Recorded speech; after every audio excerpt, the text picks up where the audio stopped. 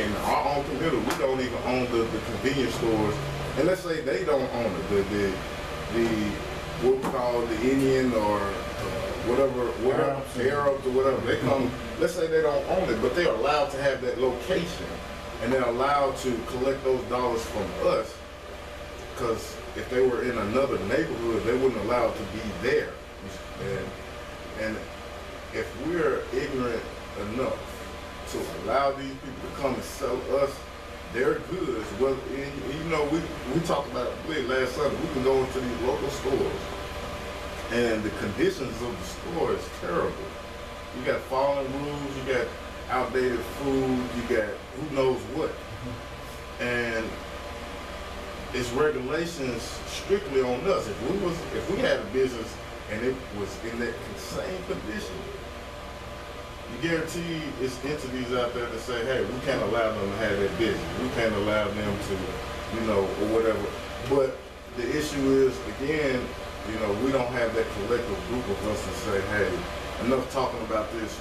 We are investing in this local community right here for our people. And I just believe that until we get our people on that mindset, you know, we're gonna forever be in that bracket where we're always dependent. We're dependent on the other groups. Dependency. I heard you discussing racism, discrimination, and all of that in terms of what you just said. Then I also heard you talk about the necessity, the need for unity in that regard. There's two key words, two key phrases rather, that came out of what you just said. Omar, what about this job training, and how far back does this language go, and what happens out of this kind of talk, job training? You know, the White House has an illusion being perpetrated right now on the American people in terms of jobs with this new trade bill called TPP. And they're saying that, and of course Nike is pushing it, because Nike is saying that we could create 20,000 jobs in America if you would give us TPP. Nike has 61 factories in Vietnam, over 300,000 workers in Vietnam, paying an average of 50 cents an hour. And they bring in tennis shoes, and they have to declare a custom what these tennis shoes are worth per pair, around $5.30 a pair, and some of them are sold for $70, $80, $90, $100, and $200 per pair of tennis shoes. That has been documented. But if you got 300,000 workers in another country, you don't need TPP. That's right. You need common sense that says those jobs are American jobs, should be on American soil for American people, because they're buying these products. These people over in Vietnam can't afford a $200 pair of tennis shoes. So you're perpetrating a fraud against the people. What you've got to understand is that at one time we didn't have a choice. Like Brother Mark Malcolm said, we had to bounce those black dollars in the black community because we couldn't go to a white store and spend our money. And sometimes we were so insulted when we went there, we didn't want to go back. So we provided businesses for ourselves. Tulsa, Oklahoma was a microcosm of the macrocosm of black industries in this country. But once we integrated and gave all our money to the enemy, we became co-oppressors of our own selves. We got to come out of that and go back. The reason the Chinese and these other nieces are in our community taking our money is because everybody wants the black dollar but black people. We got the Family Dollar, the Dollar Tree, the Dollar Max, the Dollar General. Everybody wants black dollar, but we don't get our own black dollar. We need to take these and don't shoplift. Absolutely. You get it right quick. You ain't got to have no government legislation. Have some common sense. Okay. You said something about fraud, perpetrating fraud, illusion, and we're still talking about racism. Okay.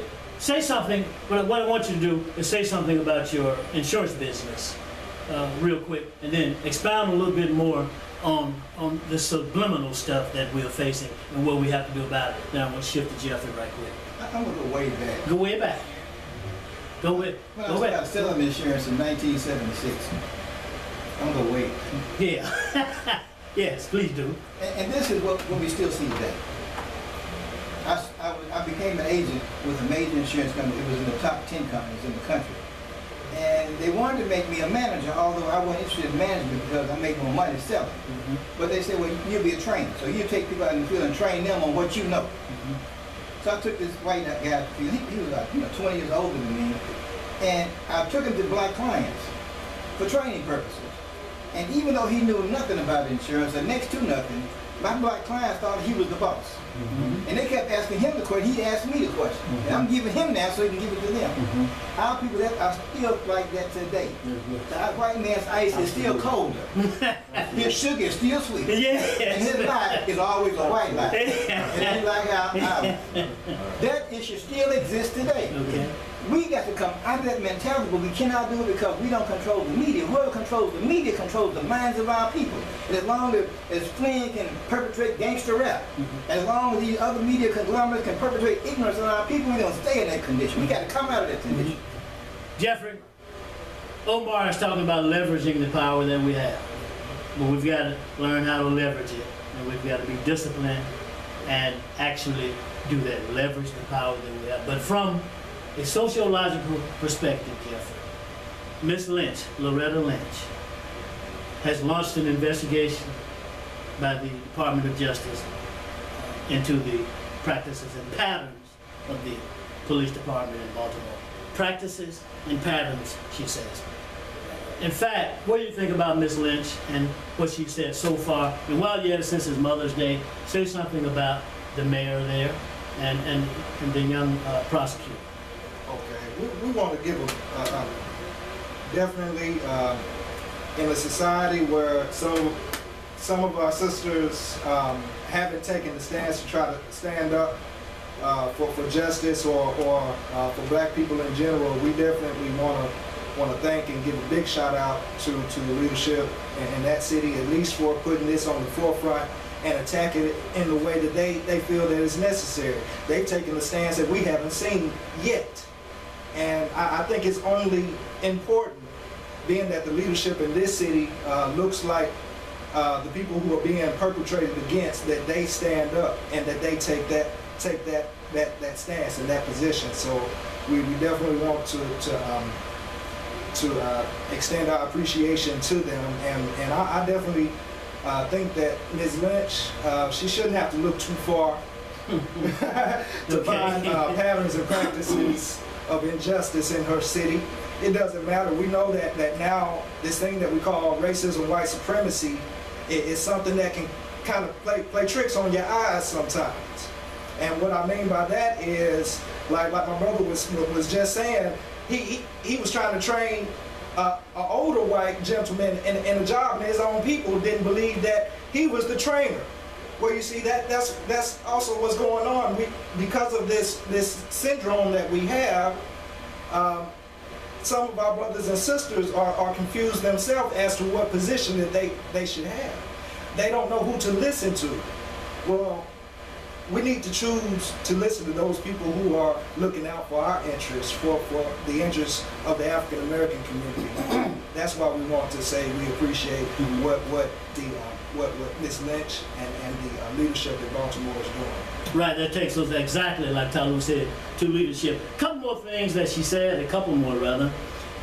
She's going to look at where she and her staff are going to look into possible constitution violations, unlawful stops of African American youth, and they are going to look at who's being stopped and how often they are being stopped, Jeffrey. And all this is political and economic as well, but from a sociological perspective, tie it into some kind of equation for us. Well, definitely we're dealing with, and I always say in sociology, we're dealing with patterns.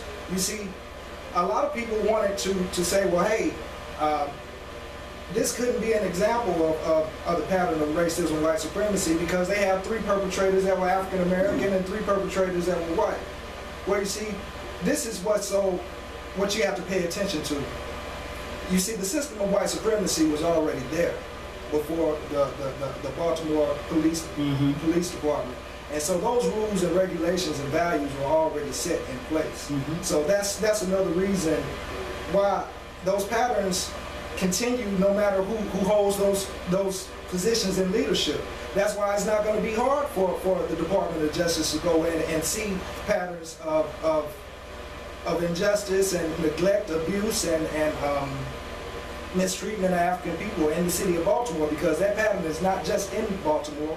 that pattern is in every city and every state in the United States of America. As my brother earlier was talking about the book from Michelle Alexander, the Jim Crow. The New Jim Crow, as she points out as a sociologist. Yes. Okay. Talu, one woman on the TV screen there said that the Freddie Gray lawsuit had been filed and won, and I guess distributed already. She also made an economic statement, what I said, when she says that look at what can be done with all of these lawsuits. You know, Baltimore, if it's not the highest in terms of lawsuits being filed for all these killings of young African American men, it is very close to the top. So, Talu, say something about that is that, what is that? Is that a trick? Is it as usual, does that make sense with the money? Go ahead. As usual, I'm a skeptic. Number one, politicizing our social issues is one of the primary issues in politics across the United States of America. Look at the minority and see what problems they are, and beat those drums, and they're so ignorant and dumb they're going to vote for you, get you in office, although they have no knowledge of government whatsoever. Okay?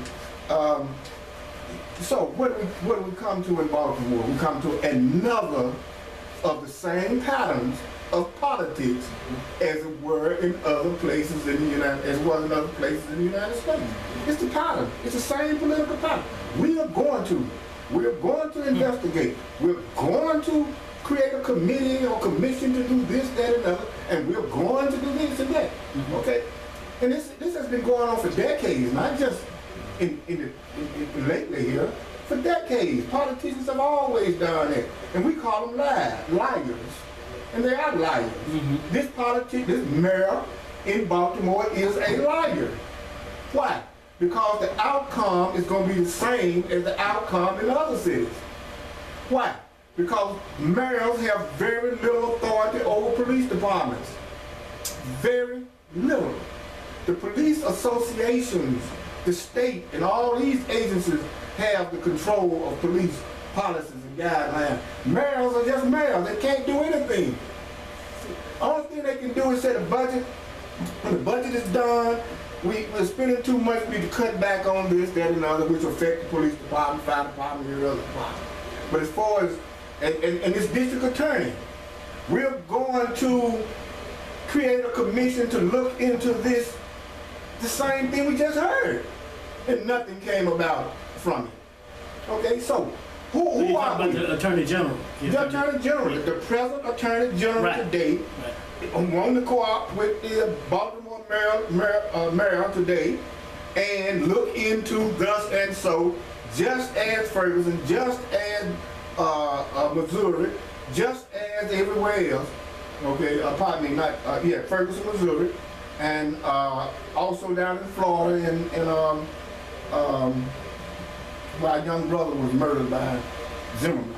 Trayvon. The same pattern. See, politicians have a pattern, just like the police got a pattern, just like we have a pattern. And these patterns are colliding. Nothing ever gets done, ever. We're always in the same condition, complaining about the same things, year after year after year after year. Nothing ever gets done. So they're all liars. And we shouldn't have any trust for politicians whatsoever.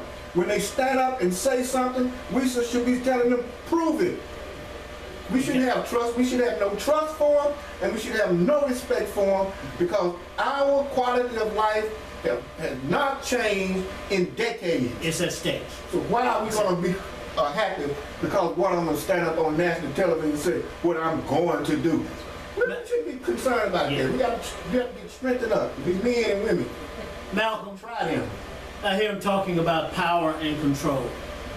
I didn't hear personality come in there, but we know that mayors are slated to be head of the police department. But I hear him saying that essentially they have no power control, essentially. So they're just figureheads. So that means, Malcolm, that there's no substance there. That's what that means. in terms of what I've just heard.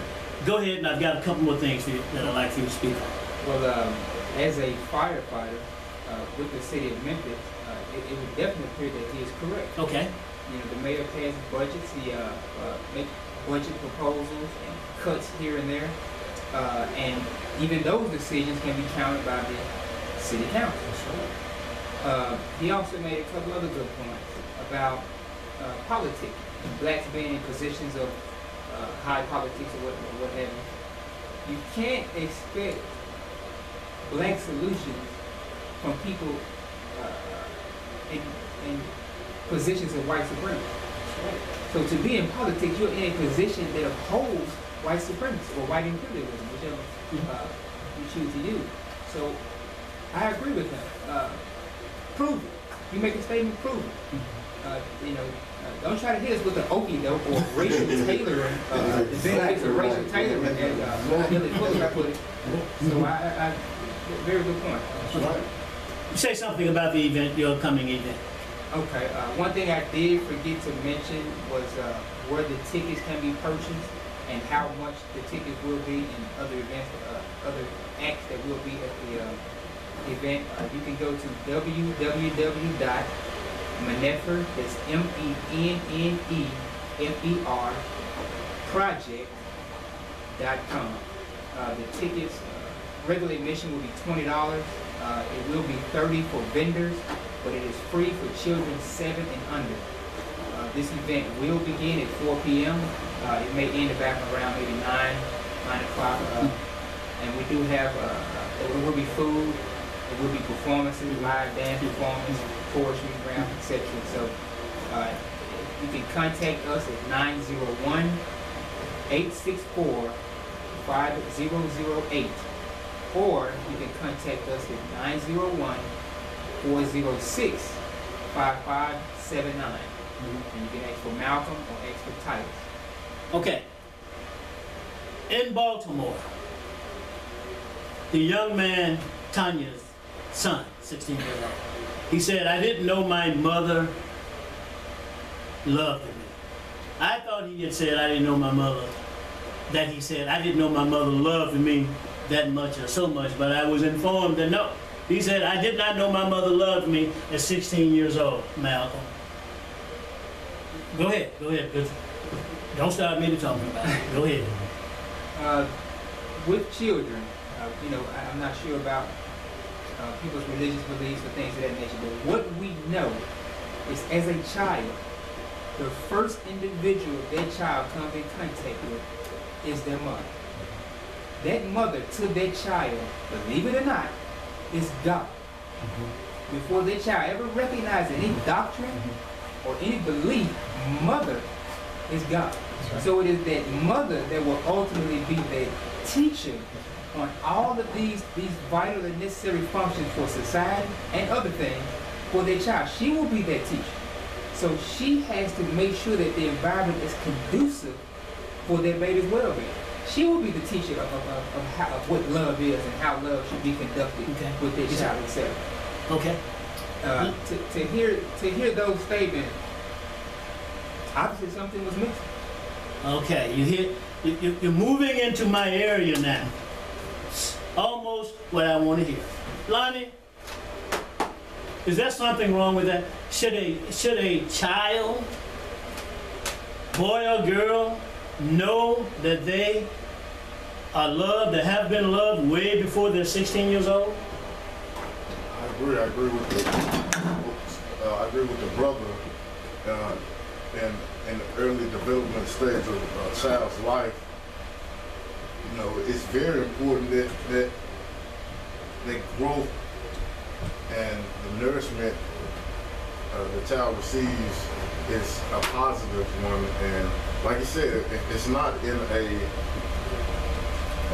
if the settings or the conditions that the child receives that affection, if it's not in a positive light, then, you know, the outcome will vary. But here's the thing, you know, our mothers, like Brother Talou said, you know, the responsibility boils down on our mothers and our fathers. They are our leaders. And if they have failed us, if they haven't made that stand, if they haven't taught us to stand up against this white supremacy, white imperialism ideology, and having embedded in us at an early age, hey, you are a king.